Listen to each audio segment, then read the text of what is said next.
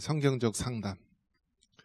저는 원래 이제 이공계 출신이고 어릴 때서부터 나는 공고 가서 공대 간다라고 해서 정말 그렇게 했어요. 그래서 성동기계공고, 정밀기계과, 기계제도를 했고요. 또 대학은 금호공과대학교 기계공학을 공부했고요. 또 특허법률사무소에서 6년 동안 특허 전문요원으로 일을 했습니다. 꽤 많이 했죠. 고등학교, 대학교, 직장생활 6년. 그래서 나름대로 전문가 어떤 그런 쪽의 길에 이제 접해본 경험이 있습니다. 자, 그러는 중에 인생의 이제 터닝 포인트 전환점이 있었는데요. 제가 그토록 공부했던 기계공학인데 이제 교통사고로 부모님 두 분 다 설날 아침에 잃고 하루아침에 모든 것이 다 변했습니다. 근데 기계공학의 그 핵심이 무엇이냐면 자동차예요, 자동차고요.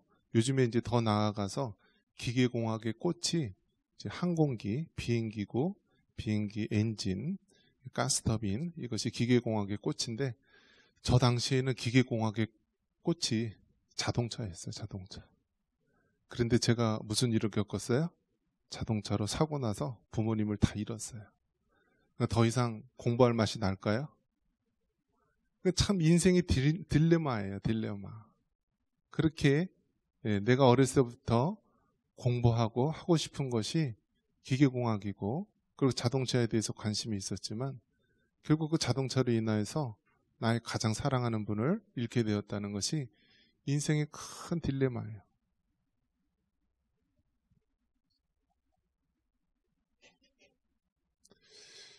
자, 그렇게 인생의 가장 큰 어려움을 겪었는데요. 그때 제가 예수님을 알았게요, 몰랐게요? 알았어요. 예수님을 믿었어요. 우리 가족 중에서도 그래도 제일 신실하게 예수님을 믿었어요. 그런데 어느 날 이렇게 갑작스럽게 큰 어려움이 찾아올 수 있을까? 이러한 것을 봤을 때요. 우리가 예수님을 믿는다고요. 고난에 비껴가는 것이 아니에요. 예수님을 믿어도 똑같이 병들고요. 예수님을 믿어도 똑같이 어려움에 처할 수 있어요. 그런데 다만 다른 것이 있다면 그 상황을, 그 문제를 대하는 우리의 태도가 다르다라는 거예요. 예수님을 믿어도요, 암에 걸릴 수가 있어요. 그러면 암에 걸린다 해도 예수님을 믿을 때 그 질병을 대하는 태도가 다르다라는 거예요. 세상 사람들은 쉽게 자포자기하거나 얼마 남지 않은 시간 실컷 먹고 즐기자 하면서 향락을 즐기는 사람도 있고 별의별 사람 다 있겠죠. 근데 우리는 어떨까요? 예수님을 믿으면 이 질병을 허락하신 하나님의 의미가 무엇일까? 하나님의 뜻은 어디 있을까? 그리고 나에게 주어진 이 삶을 우리가 어떻게 해야 될까 하면서 우리가 보다 하나님 안에서 문제를 해결하려고 하는 그런 태도의 변화가 있게 됩니다. 그래서 이제 제가 얼마나 큰 딜레마에 빠졌겠습니까? 공학자가 되고 싶고 과학자가 되고 싶어서 그 길을 걸어갔는데 정말 그 길 속에 큰 어려움이 겪었고 결국 저는 이제 그쪽 세계에서는 완전히 이단아와 같이 전혀 다른 그런 길을 걷게 됩니다. 목회자가 되기 위해서 이제 신학대학원에 들어가게 되죠. 그러니까 제 주변에 있는 지금도 이제 고등학교, 대학교 동창회들 모입니다. 그러면 그곳에는 뭐 삼성, 뭐 LG, 또 대학 교수, 뭐 여러 사람이 있는데 저보고 이상한 사람처럼 보는 거예요. 얘가 멀쩡하게 공부하다가 좋은 직장 다니다가 왜 엉뚱하게 이런 길을 걸어가지 하면서 완전히 이상한 사람 취급하면서 그렇게 보여지는 거죠. 그래서 저는 이제 결국 하나님께서 그 길을 이제 극적으로 트셔가지고요. 신학대학원에 들어갑니다. 그러면 하나님께서 이제 그 영등포 구치소에서 7개월가량을 수감 생활을 했어요. 그 안에서 이제 1월 달에 겨울, 추운 겨울도 겪어보고 8월 달에 정말 그 더운 무더위도 겪어봤는데요. 그 안에서 하나님께서 저를 만지시고 결국 이제 주의 종이 되도록 서원까지 하게 하신 거예요. 그래서 신학대학원에 들어가야겠다라고 다짐을 하고요. 그렇게 했는데요. 하나님이 신학대학원 가서 주의 종이 되라고 했는데요. 하나님은 오라고 하시는데 신학대학원에서 저를 합격시켰을까요? 떨어뜨렸을까요? 떨어뜨렸어요. 그것도 한 번도 아니고 2번씩이나. 그래서 떨어진 걸로 따지면은 정말 저처럼 많이 떨어진 사람도 없을 거예요. 대학교, 대학원, 강도사고시, 뭐 인생의 숱한 것을 수많이 떨어졌는데요. 그때보다 오뚜기처럼 하나님이 일어나게 해주셨는데요. 자, 그런데 제가 드리고 싶은 말씀은 예수님을 믿었음에도 불구하고요. 그 고난은 우리에게 닥쳐올 수 있는데 그 고난을 해결하는 게 너무너무 어렵다라는 거예요. 그래서 저는 예수님을 믿는데 어떻게 이런 일이 생길 수 있을까? 또 예수님을 믿는데 이러한 나의 어려움과 이 마음의 문제를 어떻게 해결할 수 있을까? 그래서 저 혼자 정신병원에 가서 또 정신과 치료를 받아야 되나? 너무너무 힘들고 어려웠어요. 너무너무. 근데 그때 그 당시에 저를 붙들어 준 것이 바로 신앙이었고 하나님을 향한 믿음이었습니다. 그래서 그 당시에는 이해할 수 없지만 그래도 세월이 흐른 후에 내가 다시 한번 삶을 복귀하면서 그 당시 되돌아보리라. 그래서 한 해, 두 해, 1년, 2년, 그래서 어느덧 31년이 넘었습니다. 그러면서 여러분 사람은 복잡합니다. 그래서요 그렇게 삶의 문제가 쉽게 해결되지가 않아요. 내가 예수님을 믿는다고 해서 나에게 닥친 삶의 문제와 어려움 이런 것들이 해결이 되지 않는다라는 거예요. 그래서 다시 신학을 공부하면서 계속 공부를 하게 된 것이 무엇이냐면 상담에 대해서 공부를 한 것입니다. 상담. 예수님을 믿으면 그 복음의 능력으로 우리 삶의 모든 것들이 해결될 수 있습니다. 이것은 진리이고 맞는 이야기입니다. 그런데 우리의 인생이 너무나 복잡하고요. 해결되기 어려운 일들이 많아서 우리는 전문적으로 이것을 다루는 것이 필요하다라는 거예요. 그것이 바로 상담입니다. 상담. 근데 세상적인 상담은요. 너무 심리학적이고 인본주의적인 상담이 많기 때문에 제가 공부하는 상담은요. 성경적 상담이에요. 기독교 상담 중에서도 보다 성경을 더 의지하는 이 성경적 상담이고 그 성경적 상담을 우리나라에서 유일하게 가르치는 곳이 바로 총신대학교예요. 그래서 총신대학교에서 상담을 공부하면서 예수님을 믿도록 하는 그러한 귀한 사명인 목회자의 사명과 인간의 삶의 문제를 보다 전문적으로 다루고 돕기 위해서 성경적 상담을 이제 공부를 한 것입니다. 그래서 오늘 이 말씀이 뭐냐면 이 성경적 상담에 대해서 지난 56차례나 계속해서 제가 말씀드리고 있는 것입니다. 그것이 무엇이냐면 우리 마음을 지키라는 것입니다. 마음을. 우리 마음을 지키라. 왜? 바로 우리 마음이 영혼의 자소이고요. 하나님의 성령이 거하시고 우리가 마음을 지켜야만 우리 자신을 지킬 수가 있고 우리의 가족을 지킬 수가 있고 우리 교회를 지킬 수가 있고 이 나라 민족을 지킬 수 있기 때문에 그런 것입니다. 그래서 무릇 지킬 만한 것 중에 더욱 네 마음을 지키라. 생명의 근원이 이에서 남이니라고 잠언서에 말씀하고 있습니다. 그러면서 여러분 오늘은 이 성경적 상담에 큰 4가지가 있는데요. 여러분 기억하실런지 모르겠는데 한번 따라해 보겠습니다. 사랑하라. 또 알라. 또 말하라. 그리고 오늘 다루게 될 행하라입니다. 행하라. 그래서 영어로는 love, know, speak, do, love, 사랑하라, know, 알라, speak, 말하라, do, 행하라. 그래서 오늘 이 말씀에 보면은요, 너희가 짐을 서로 지라. 너희가 서로 짐을 지라. 우리가 인생을 살아가면서 너무나 힘든 문제가 있는데 이것을 감당할 수가 없다라는 거예요. 그래서 뭐라고 얘기하냐면 너희가 짐을 서로 지라. 서로 지라. 아이가 태어났으면요, 이 아이가 태어날 때서부터 온전한 사람이 되는 것이 아니에요. 그래서 부모의 양육과 도움을 받고 자라야 합니다. 우리가 예수님을 믿고 하나님의 자녀가 되었지만 처음서부터 온전한 그리스도인으로 설 수가 없어요. 그렇기 때문에 교회를 통하여, 믿음의 선배들을 통하여, 믿음의 사람들을 통하여 우리가 서로 도와주고 짐을 져야 되는 것입니다. 과거에는 예수님 믿고 우리가 천국 가는 그런 단순한 삶 속에 살아가는데요, 이제는 삶이 점점 복잡해진 거예요.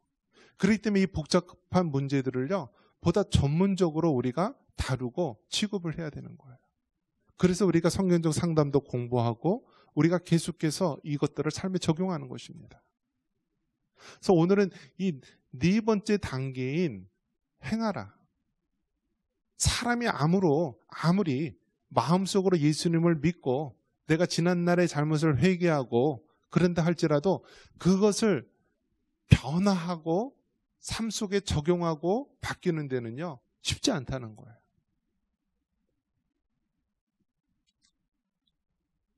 어떤 분은 교회에 나오십시오. 이렇게 전도를 하면은요, 내가 지금 술을 너무 좋아해서, 내가 담배를 너무 좋아해서 그거 끊으면 갈게요. 네, 그러면 올 수 있을까요? 어떨까요? 못 오는 거예요, 여러분. 못 오는 거예요. 그 중독이라는 것이 여러분 너무너무 힘든 거예요. 너무너무. 요즘에는요, 그냥 단순한 이런 중독, 술, 담배뿐만이 아니라 마약이란 것이 있는데요, 요즘 젊은이들이 너무나 쉽게 마약을 구할 수 있는 시대가 된 거예요.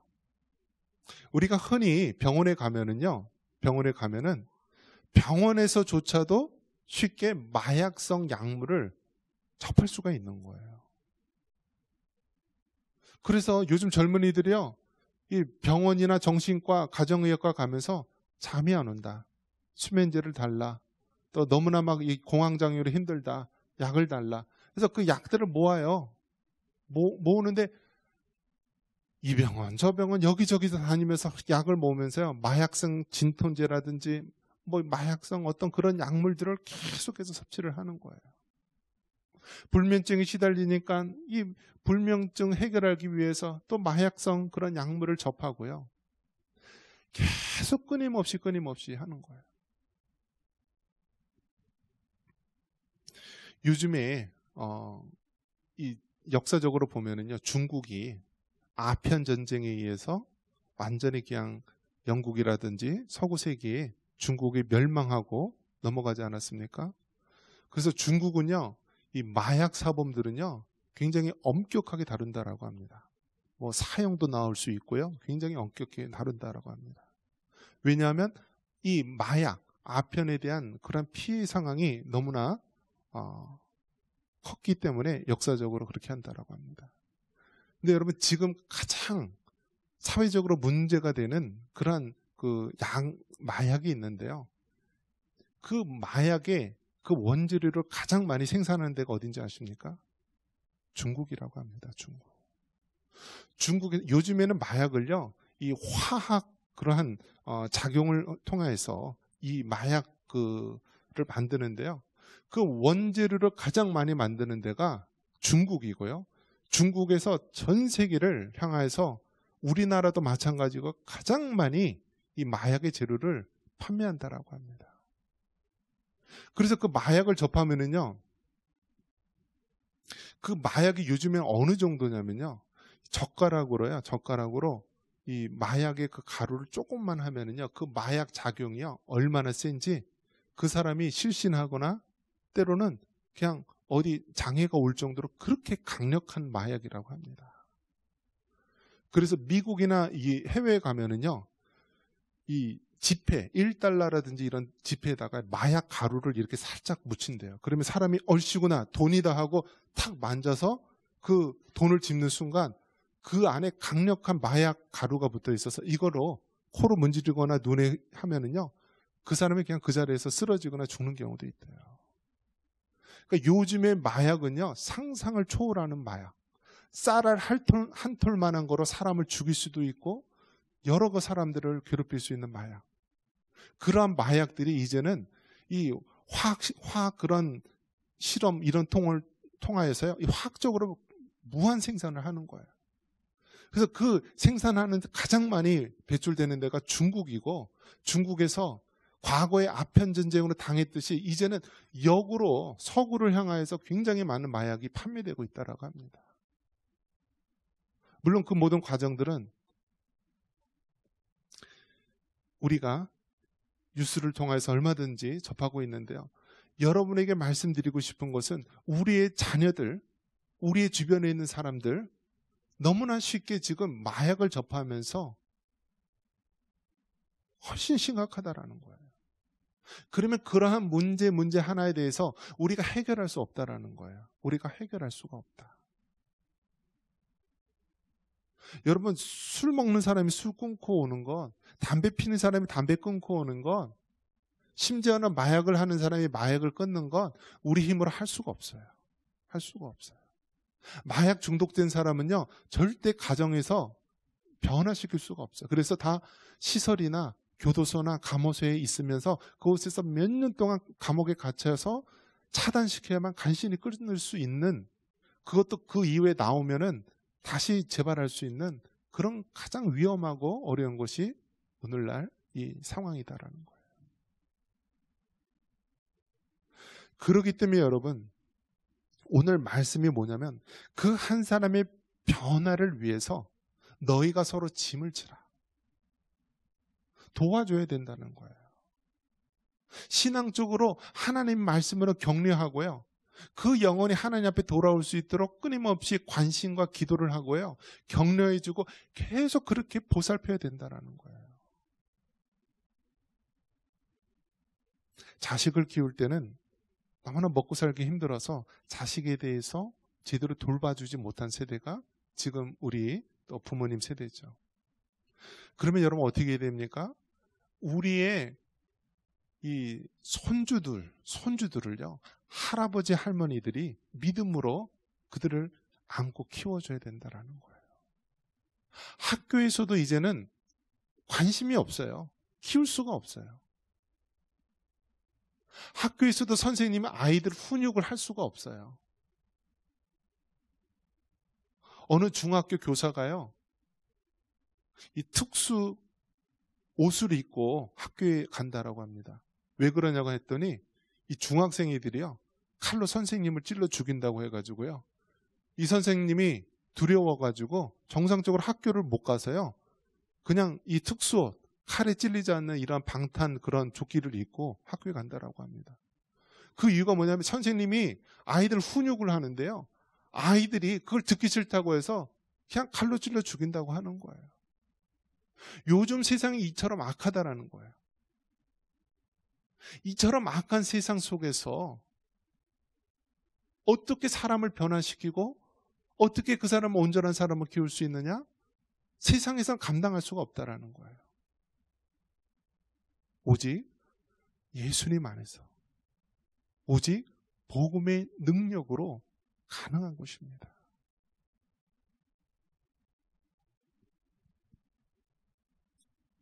성경에 나오는 삭개오라고 하는 그런 자가 있습니다. 이 삭개오는요, 세리장이었어요. 세리장. 그러니까 세리장 하면 요즘 이제 회계사나 공인 회계사 이런 걸 떠오르는데요. 이 성경 시대에 나오는, 특히 예수님 시대에 나오는 이 세리장, 세금을 걷는 사람은요, 제일 악한 사람 취급을 받았어요. 왜냐하면 나라에서 정상적으로 이 봉급을 주는 것이 아니라 그냥 네가 알아서 사람들 세금을 걷어서 일정한 부분 나라에 바치고 나머지는 자기가 그냥 알아서 가지라라고 하는 거예요. 그러니까 그 당시에 이 세금을 걷는 이 세리장이나 이런 사람들이요, 엄청나게 많은 금액을 사람들에게 갈취를 하는 것입니다. 없는 사람, 힘없는 사람, 이런 사람, 모든 사람들을 그냥 막대한 세금을 막 갈취를 하면서 하니까요, 그 당시에 이스라엘 백성들은 같은 동족을 어떻게 저렇게 괴롭히고 돈을 뜯어갈 수가 있느냐 하면서 이 세리들을 사람 취급을 하지 않았습니다. 바로 그러한 이 삭개오가 예수님을 만납니다. 그래서 예수님을 만나고 이 삭개오가 변화를 되는 거예요. 그런데 여러분, 예수님 만나고 정말 그 사람이 구원받은 하나님의 자녀가 되었어요. 그런데 더 놀라운 것은 뭐냐면, 이 삭개오가 예수님을 믿고 변화되자마자 어떠한 그 삶의 모습으로 바뀌었냐면, 자신에게 해를 끼쳤던 많은 사람들에게 소유의 절반을 주게 됩니다. 그리고 내가 손해를 끼쳤고 피해를 입혔던 사람에게는 뭐라고 얘기하냐면, 자신에게 피해를 입혔던 자에게 4배로, 4갑절로 보상하겠다라고 이야기합니다. 여러분, 행하는 것, 변화되는 것, 그것을 삶 속에 실천하는 것이요, 참으로 힘들고 어려운 것입니다. 삭개오와 같이 이렇게 예수님을 만나면서 극적으로 변화된 삶, 지난날의 모든 잘못을 회개하고 손해를 미쳤던 사람들에게 갑절로 4배로 이렇게 갚아주는 그러한 참으로 실천적인 모습, 이러한 것들이 여러분 정말 오늘날 절실하게 필요한 때입니다. 여러분, 돈 빌렸으면요 갚아야 돼요, 안 갚아야 돼요? 못된 사람들 많이 있어요. 예수님을 믿어도 아주 못된 사람들 많이 있어요. 돈 빌렸으면 갚아야 되는 거 아니에요? 안 그래요? 갚아야죠. 이거는 당연한 것이고 상식이에요. 그런데 예수님 믿는 사람들 중에서요, 세상 사람들보다 더 못한 사람들이 많이 있어요.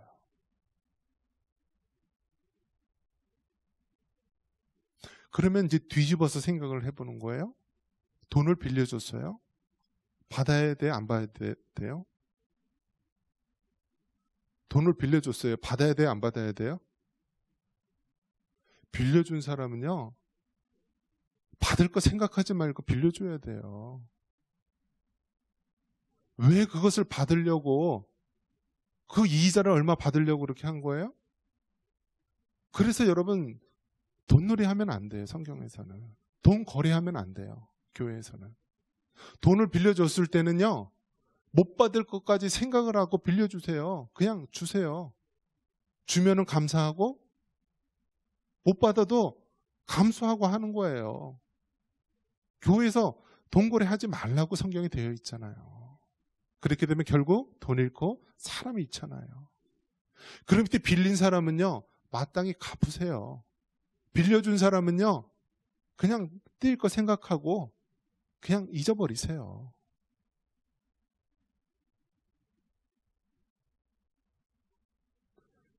우리가 예수님을 믿고 변화가 되었으면 실천을 해야 됩니다. 오늘 말씀의 제목처럼 우리가 변화를 위해서 우리가 서로 짐을 지고 서로 도울 수 있기를 바랍니다. 술이나 담배나 세상 향락을 끊지 못한 사람 혼자 못 끊어요. 가족이 도와줘야 되고요. 또 믿음의 사람들이 도와줘야 됩니다. 또 교회에서 서로 기도해주고 서로 도와줘야 됩니다. 우리의 자녀들 컴퓨터 중독, 또 세상 뭐 여러 가지 포르노 중독, 악한 중독 못 끊습니다. 계속 주변에서 가족과 또 믿음의 교우들이요, 기도해주고 격려해주고 관심을 갖고 또 때로는 잔소리도 하고 혼내주면서 자꾸 도와줘야 되는 거예요. 이러한 변화를 이룰 수 있는, 우리 삶 속에서 하나님의 말씀을 실천할 수 있는 여러분 되시기를 주님의 이름으로 축원합니다.